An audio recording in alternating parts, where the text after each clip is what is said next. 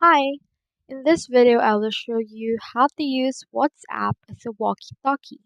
So this is a new feature of WhatsApp that we can actually explore.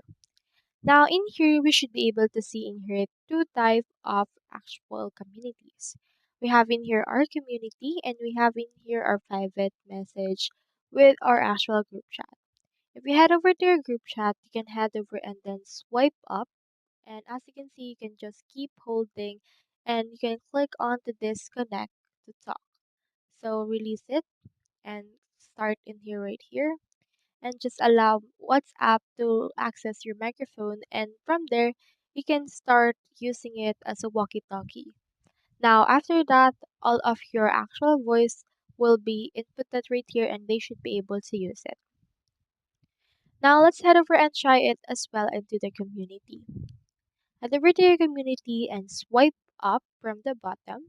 And as you can see, you can just head over and then click on connect option right here again in order to use this as a walkie-talkie. So that's how you use WhatsApp as a walkie-talkie. Hope we help.